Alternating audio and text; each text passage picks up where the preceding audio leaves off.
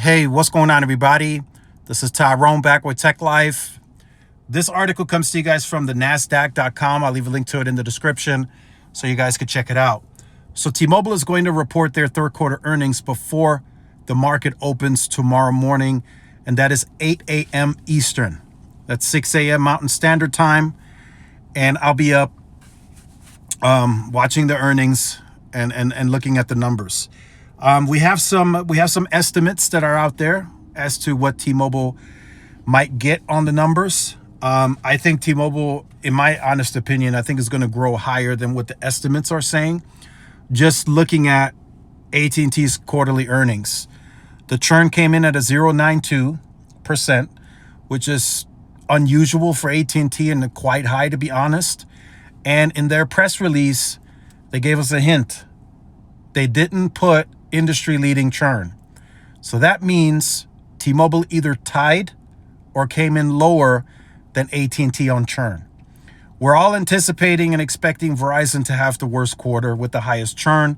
So I'm expecting Verizon to come in at 0.96, 0.97, around there on the churn. Far higher than the competitors. For those of you who didn't see or didn't follow the videos at that time, Hans Vestberg was pretty much let go from Verizon the weekend after the third quarter. That's how bad apparently the third quarter was. We'll see next week. And very telling, you never delay an earnings. I've been following the industry since 2013. I have never seen any carrier delay earnings by 8 days. That is very, very, very unusual and not Verizon-like whatsoever. So that's very telling. But let's get into the estimates. So the NASDAQ is expecting T-Mobile to grow 731,000 postpaid customers. I think that number is going to be above 800,000. Like around 830, 840,000 is what I'm expecting. About 100,000 more than what's seen here on these estimates. Also, I fully expect the home internet to be higher, about closer to 500,000 in my opinion. Just looking at the market, seeing how it is and how high the churn was at AT&T. That's very telling in my opinion, because we've always seen Verizon have higher churn or right around the same churn as Verizon, and AT&T usually comes in lower. Now AT&T's churn came in much higher across the board. So the financials, T-Mobile will do fine. They have higher pricing now than they did in the past. So they're definitely going to have improvements on the balance sheet, which we all expect to happen. So, like I said, I think T-Mobile is going to have a blowout quarter, as they do all the time. Do keep in mind, T-Mobile guides very conservative. So I want you guys to keep in mind as you think about T-Mobile in 2026, 2027, as they always give us guidance during the fourth quarters of each of the years. So in the fourth quarter in January, when those reports come out, we will get guidance for the year 2026, and then the same in the January in 2027 when they get the fourth quarter earnings. We will get guidance for 2027. I want you to keep in mind that T-Mobile always guides conservative.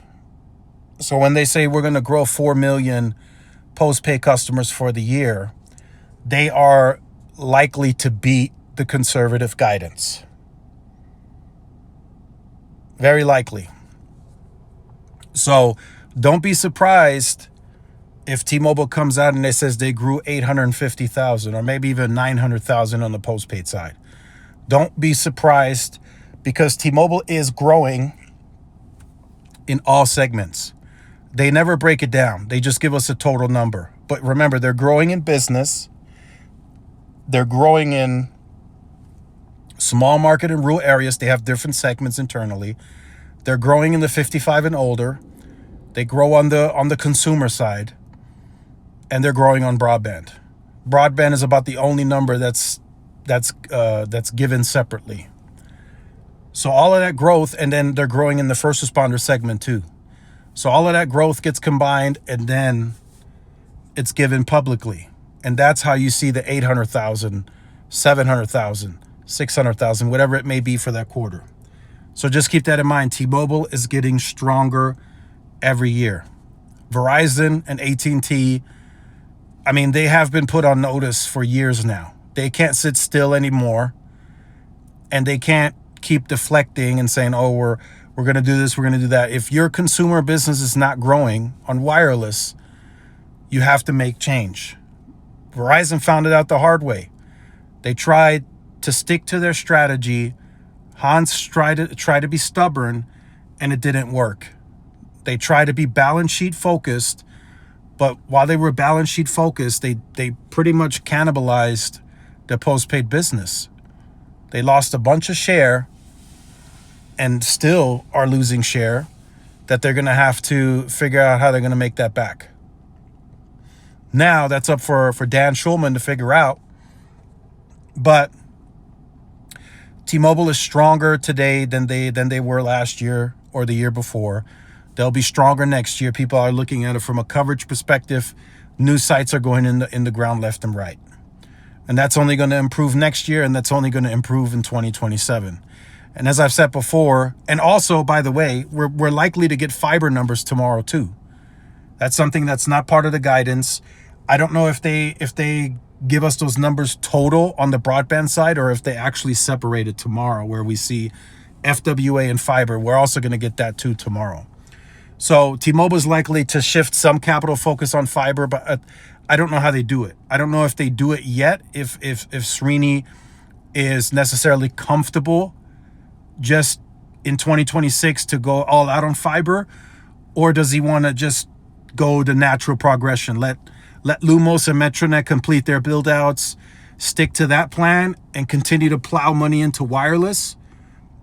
Or are they going to start shifting capital to fiber and tell Lumos and Metronet, hey, build more, and some of the other partners like Tillman? And remains to be seen. It's possible that they do that, but T-Mobile has their work cut out, and I think they have a favorable strategy moving forward. I really think they do. And I personally think T-Mobile is in a perfect position, and they can take it whichever way they want to take it. If they feel the need to really double down on wireless, they can up CapEx if they wanted to. They very, very well could. They could move CapEx to fiber. Like I said, however T-Mobile wants to play it. As I said in the video that I made addressing the CEO, the new CEO, he watched it, by the way. I got some DMs. T-Mobile they're flexible today. More modern systems internally. They can compete whichever way the market goes. Convergence, T-Mobile's there. They'll need more time, but they're going to be there. And Srini is the guy to take them to the next level. He's done it. He's got experience, and he's ready to go, whichever way it goes. But in wireless, direct wireless, they're not going to be beat unless there's a massive change, and it's probably going to take a price war to dethrone T-Mobile from all the growth that they've been able to get. But let me know your thoughts. Make sure you stay tuned for the videos tomorrow. Like, share, subscribe. See you in the next one. Peace.